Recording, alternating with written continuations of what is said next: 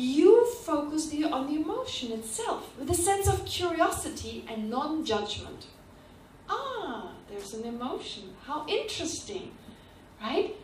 And you watch it, okay? And when you have a bit of a distance, the emotion anyway subsides a little bit, and you allow for it to rise again. And without being caught, again, you watch it. So you very quickly go between emotion, if you can, if you want to get to know it better. Only if you want to get to know it better, you allow for it to rise, you watch it. You watch it, and it subsides a little. And then you allow for it to rise, and you watch it.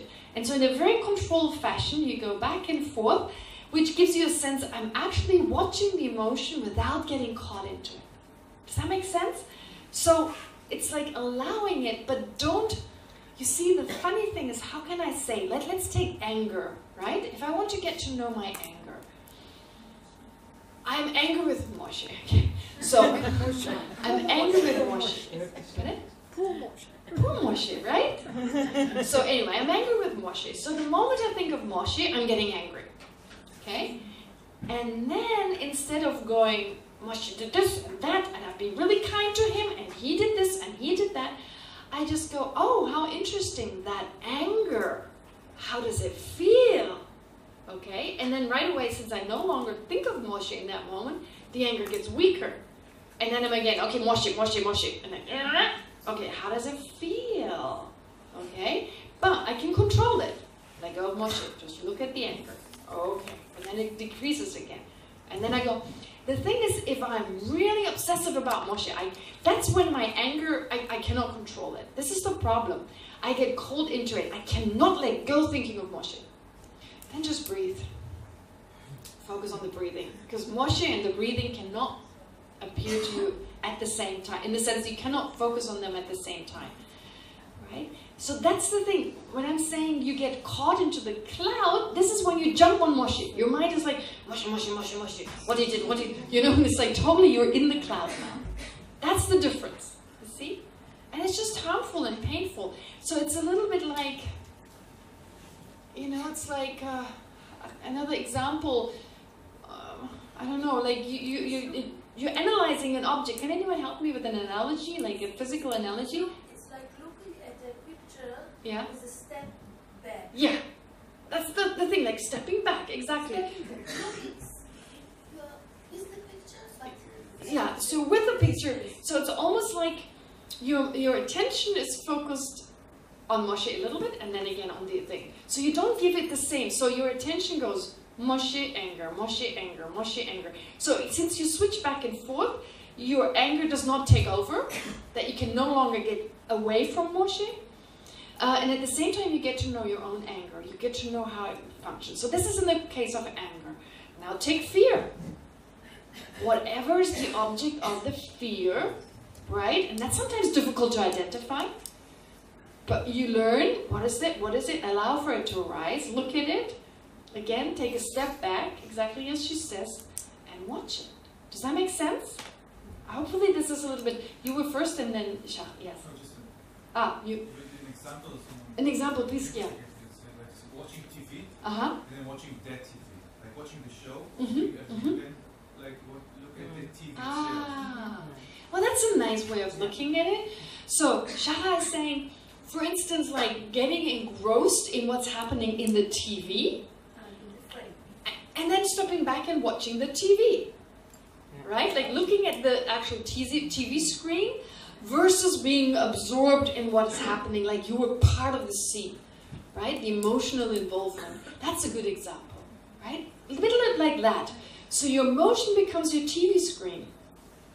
Instead of entering the TV and being part of the scene and being emotional, like crying, etc., it's only staged, really, right? And so when we start crying, we're actually getting drawn into the story. It's almost like we're feeling it now, okay? So here we step back and say, it's just a movie, it's just a TV screen, and right away we have an emotional distance, and then we can observe it better. That's just it. It's an emotional distance. You're not feeling. Yeah, but you allow yourself to get drawn in and back, drawn in and back. Just not drawn in so that you lose control. right? So it's like a back and forth, back and forth, back and forth. Like I said, maybe it's the lack of practice Yeah. on my behalf. But for me, it feels at this point, it feels like lighting my socks on fire and then being cool about it and not catching fire all over my body. Yeah, except the fire cannot burn as strongly if you feel cool about it. That's just the nature of those emotions. And I'm a little bit hesitant to practice this with you here, because I do not want you to get into an emotion that you find difficult. So this you have to do very slowly. I want you to know this is the goal. Because when you know the goal, you usually learn how to go about it. So this is the goal eventually, but you need to be careful with some of these emotions because I don't want you to be caught in them. Okay? So this is one of the problems with meditating on anger, that some people say, I just get more angry because now I focus on it. So this is here again where you need to learn to not be sucked in. Does that make sense? You raised your hand, yes? I have a question. When we took a break, I went out, I was putting my shoes on, and someone passed behind me and gave me accidentally a little push. Yeah. So there was a negative feeling, and then I felt angry at that person. So why angriness? How does this process go? You know? That was interesting. She had such a great experience. Whoever pushed her, thank you. It was really a slight push. I was a slight push, but you know, good enough for her to have that experience. And that was a great opportunity. I mean, you became aware of the process of the negative feeling, which then gave rise to the anger, right? So how does that work? That's your question, isn't it? Why do I have to be angry at him? You know, something, okay, I had a negative feeling. He passed. He were the you know, no interaction. Why did I feel angry? That's the funny thing, it doesn't make sense. So our question is like, why do I get angry? I know, it doesn't make sense. We just get angry. So a lot of our emotions don't necessarily make sense, but they happen, and then we get into trouble. You already, like, this is the next time, you know, if you think about, why should I get angry? This person didn't do it on purpose, right? It just happens. Maybe I was in the way. It could have been that too. I wasn't aware of that. Anyway, there were causes and conditions that came together. And so we feel it's something personal often. I would not be angry if it happened to the chair. It happened to me, right? So then it gives us a sense it doesn't make sense to get angry. And that's a great step. So next time, you're less likely, and don't expect it to go away, but maybe you only be angry 2 seconds later. But that's an an improvement. We have to find when we feel something, we must find an object and put it on him. But why couldn't I, you know, carry that negative feeling? I had to find someone to project it on. Yeah. Pardon? Why to project? Just look at it, feel it. No, I'm saying that the process was projection, because I could say, okay, well, I got a little push. Yeah. I felt it somewhere, and that's it. Well, but that's exactly the problem. We project. Our negative emotions don't perceive our anger and so forth. They exaggerate what's there. So we have this tendency, our mind has a tendency to always exaggerate what's there. This is very clear. The Dalai Lama does a great job explaining this very vividly. I've never seen any text where it's explained so beautifully, saying that actually there is always a counterforce. Every exaggerated, harmful emotion has a counterpart that is not exaggerated. So, for instance, just wishing for something, that is the normal emotion, and then when it's exaggerated, it becomes craving, lust, and attachment. Anger is like just perceiving, noting that this is something negative. Okay. And then the negativity becomes blown up, exaggerated, and we want to harm the object. There's a sense of, that's anger. So, therefore, in Buddhism, or guilt is a good example. The normal version, the healthy version, based on reality, is regret. I made a mistake, it was wrong, I'll try not to do it again. Move on. Okay? The exaggerated version is, oh, I'm so bad. You're totally exaggerating. I'm so bad. Are you kidding me? What about the good things? So it colors the whole thing. It exaggerates. And the only way to go against it is to become mindful and see the situation for what it is. And then the emotion will not continue because you don't give in that projection. You see the object, you learn to see the object for what it is, and you learn to distinguish between the projecting mind and the mind that is just seeing what's there. That's a lot. So a lot about our problems, you see, we think we perceive an objective reality, but what we perceive is a version of our mind colored by many of the emotions. Colored by many of the emotions. And so projections. Not every mind is projecting, but we don't really know how to distinguish. So for instance, there's a great, he's the founder, I think, of cognitive behavioral science. He's also mentioned here, and the Dalai Lama always mentions him. So many of you may know him. His name is Aaron Beck. Aaron Beck, yeah. So he is homeless. He must have made a great impression on this homeless, on the Dalai Lama, because every time the Dalai Lama talks about anger, he mentions Aaron Beck. So I think there's no Tibetan who doesn't know Aaron Beck now. We can all remember his name. So Aaron Beck said that 90% of our anger is a projection of what is there. So our anger is not rooted in reality. Therefore, Buddhism is very keen on understanding what reality is, because the emotions can only function when their objects are exaggerated. When the negativity is exaggerated, when the positive quality is exaggerated, that's when these emotions can thrive. So it's all about understanding reality, watching and learning. Mindfulness is one means, but also learning what is in the scriptures. I mean, you don't need to become a Buddhist. It's not about joining a club or whatever. No one cares. It's all about learning what reality is. So to learn, to study. Study is very important. But study not just amassing knowledge, but learning in order to take it deeper into your experience. Okay? So, I'm glad you came to that. Whoever pushed her, thank you. No, it's great. Okay. Can I do the last? Can we do the last one for now? And then I want to do another meditation on feeling to make sure we have enough time.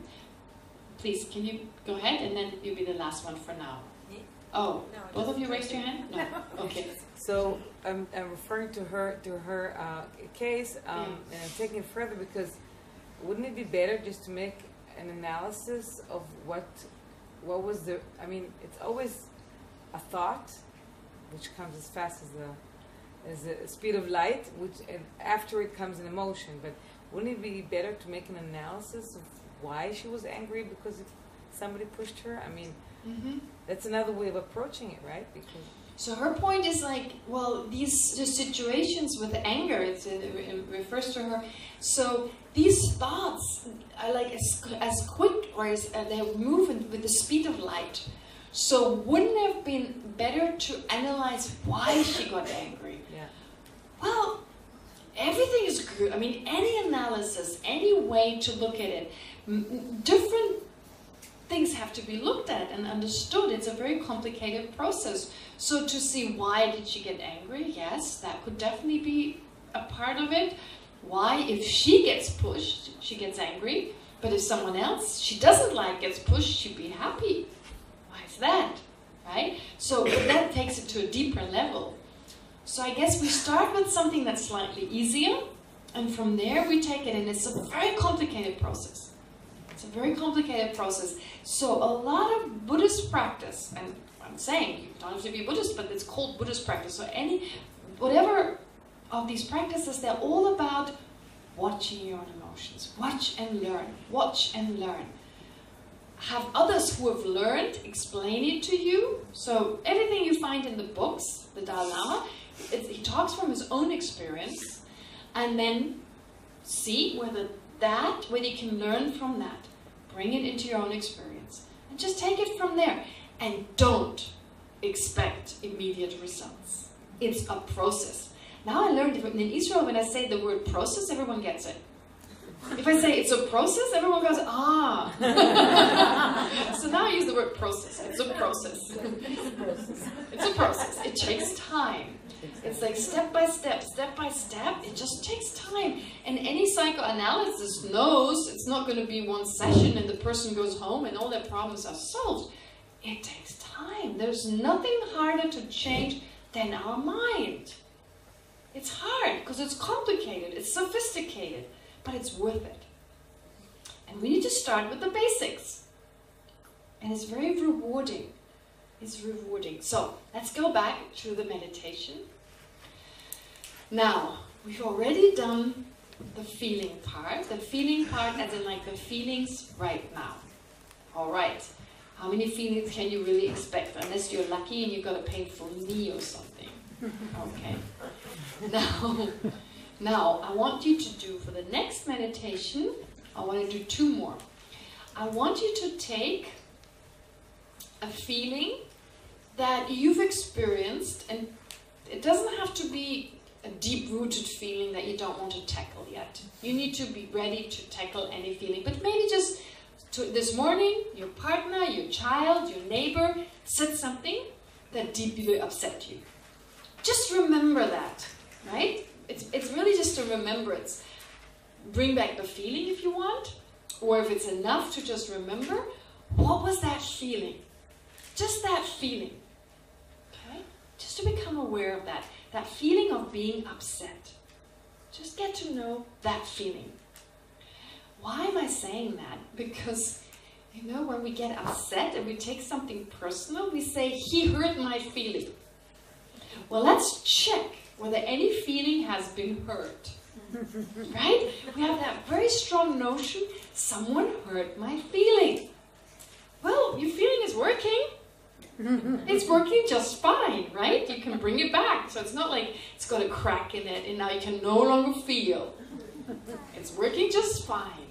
So you see also, it's something very interesting how we have a sense, these words that are spoken, they hurt my feeling. So here I'm focusing more on words or deeds, right? Without someone hitting us, of course. Here I can maybe, you know, have a bruise or something. Just an emotional kind of hurt. And check, just a feeling, it's just a negative feeling, and just watch it. A negative feeling that has come and gone. Or a positive feeling, right? A positive feeling. If you, negative I can recommend, but if you've been really blessed out, you know, blessed out for the last week, you may have a hard time to bring it up. A negative I would recommend, but you can likewise take a positive one, which makes you craving, which leads to craving, right? The next step is like, can't be without that person because he or she makes me feel so good, okay? Again, just watch it. Just watch the feeling. And maybe if you can, take it to the next level, as in her case, how did it give rise to anger and aversion in one case, and to craving in the other case. So here I'm really, mindful here is really like literally recollection. I mean, if you're lucky, you're feeling hurt right now, okay, great, but I just don't expect that to be the case. So what I'm trying you to do now is like to bring it into your everyday life. So you have to borrow from what happened before. You may even want to imagine this could happen, but that's not such a good idea. It's better to go into the past and kind of check. And so this prepares you for doing so when it actually happens. Okay, so let's try and do that. A strong positive feeling, like mental feeling, either positive that would give rise to grasping, or a strong negative feeling that gives rise to aversion. Just watch the feeling and bring it back again and again and again in the way I described it. Just watch it. Okay, it's hard to do, but let's try. Okay, 10 minutes. Spend a few moments, please, breathing, just to get into the space of mindfulness. And then I'll say something so that you start focusing on that pleasant or unpleasant feeling. First, just focus on the breathing.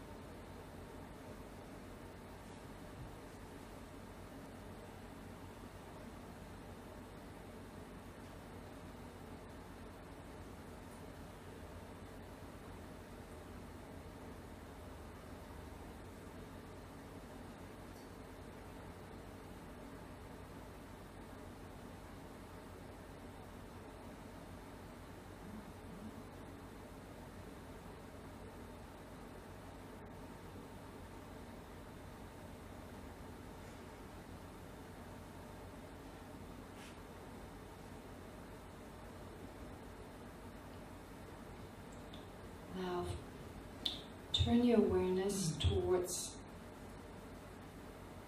any recent strong unpleasant or strong pleasant feeling that possibly gave rise to craving or aversion. Just bring back that feeling. With a sense of curiosity and acceptance, just watch it. Without being drawn into the object of that feeling.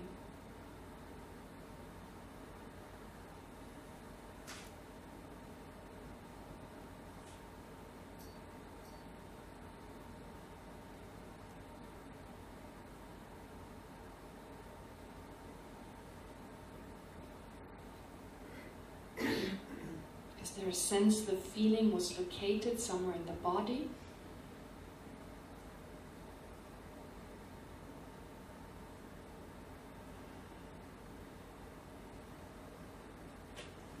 And how did it actually feel?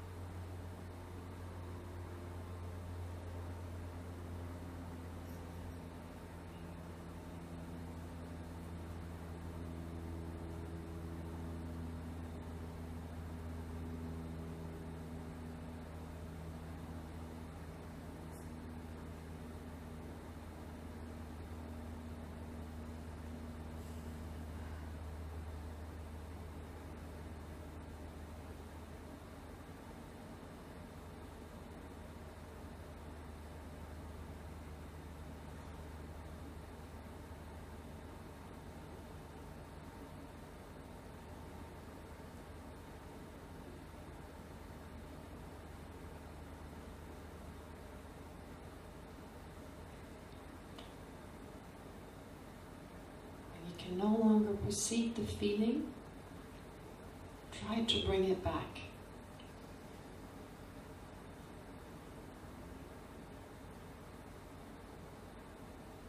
And once it's there, you step back and continue observing it.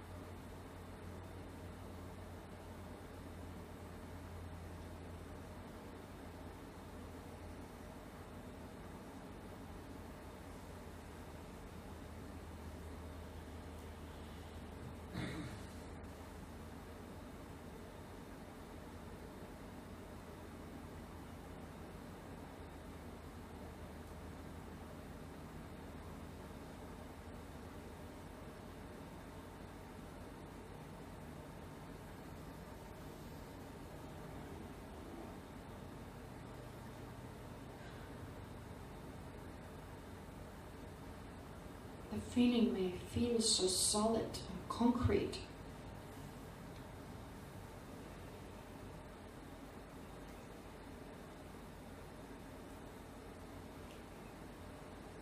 But isn't it something that just arises and goes again?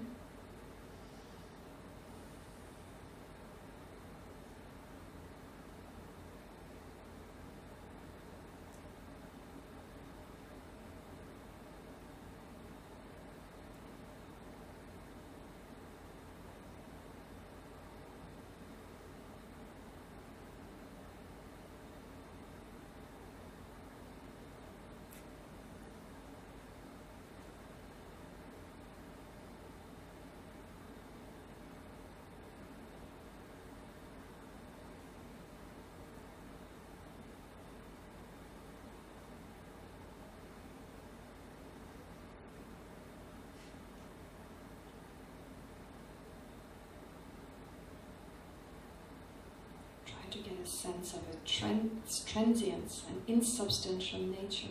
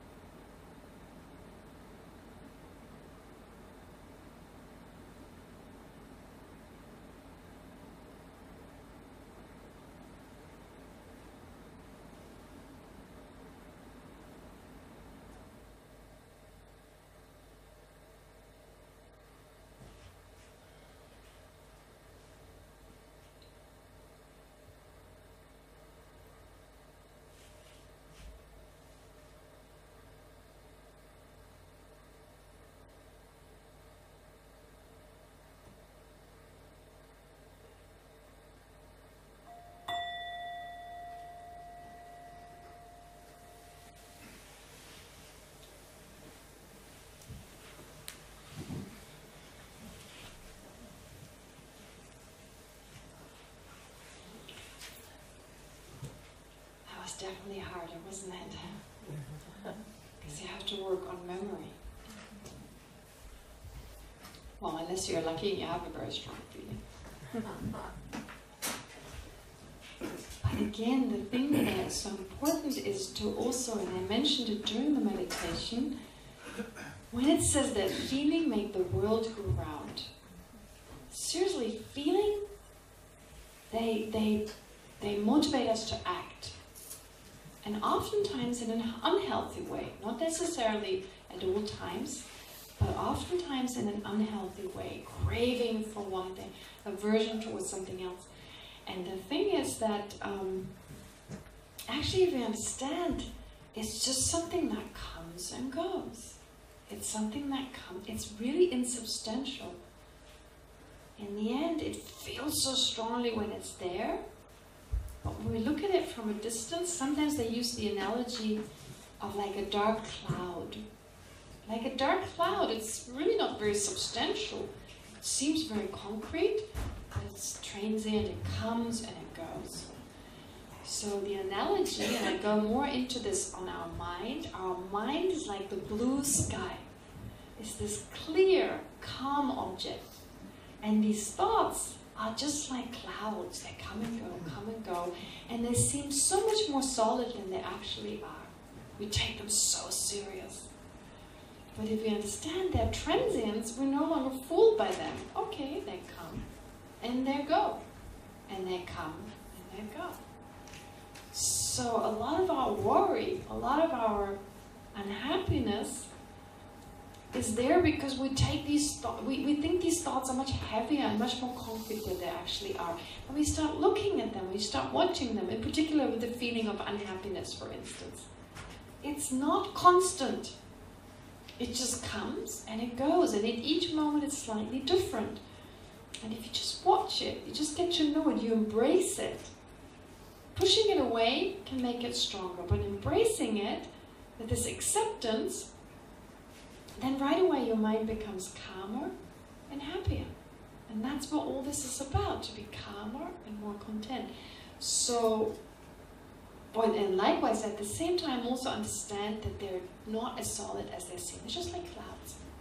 We don't take them as seriously, and if we don't take them as seriously, we won't be so scared of them, especially the dark ones. Okay? So we have 15 more minutes, and oh no. Wait.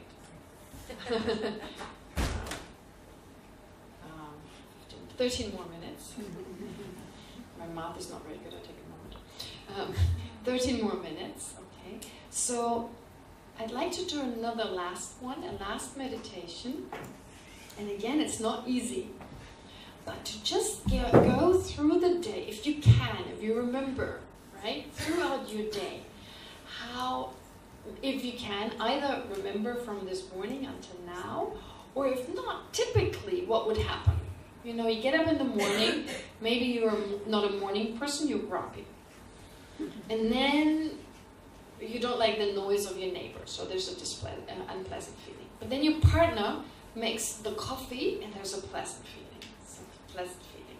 Then you have a shower, there's no cold water right away, it's cold, so there's an unpleasant feeling, but then it becomes warm, so there's a pleasant feeling. And just get a sense of, like, on a daily basis, how feelings come and go and come and go. That even when we have a problem with a lot of sadness and depression, even those feelings are not always there. They may be dominant, but they're also coming and going, and sometimes more intense and sometimes less intense. So there's more of a sense of the transience, the impermanence of these. So before with the body, it was easier to reflect on the body because it's here right now.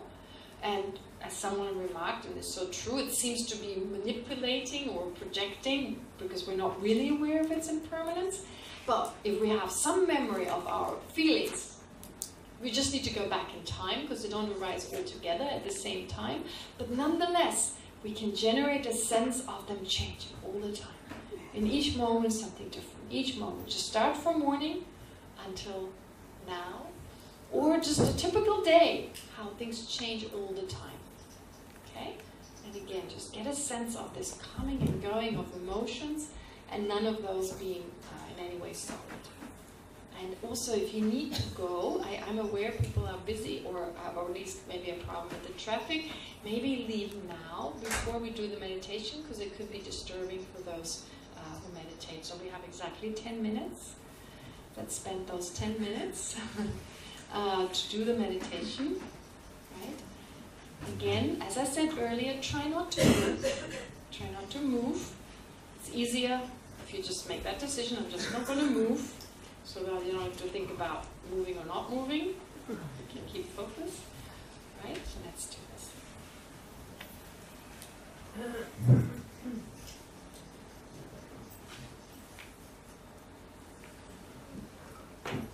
Spend a few moments just breathing. Be mindful of your breath.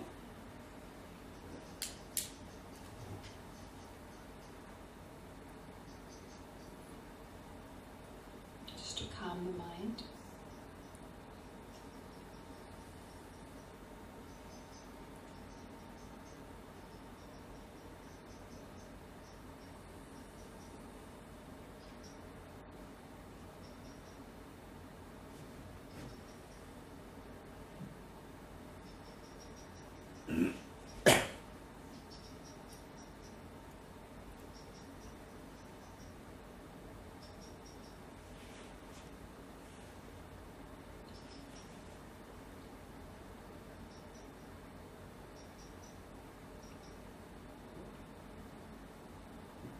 Now pay special attention to the impermanence. Pay attention to the constant changing of your feelings.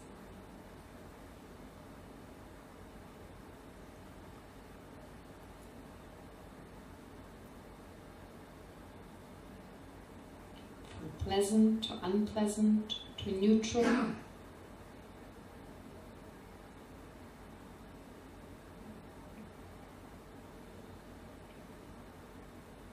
Each of the 6 consciousnesses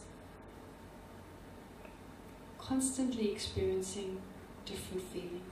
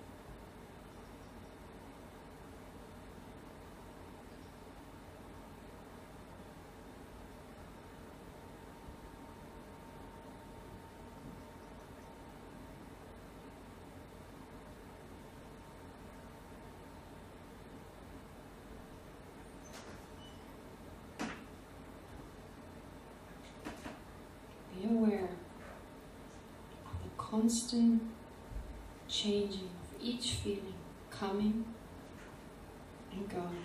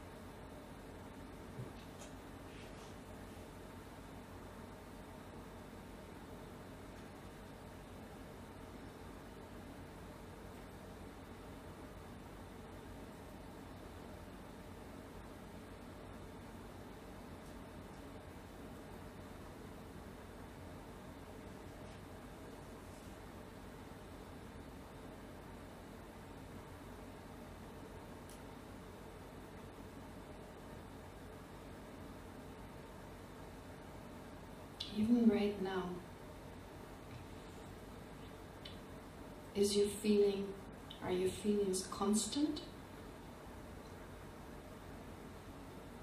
Or are they ever changing?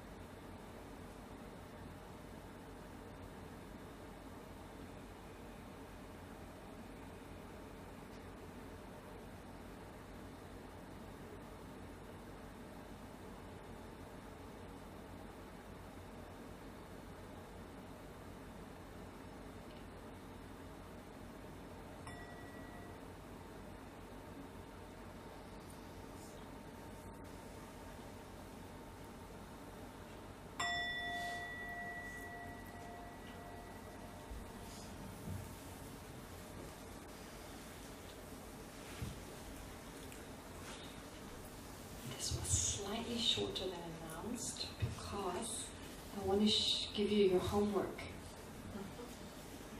Now you've had plenty of opportunity to watch the body, because that's easier, just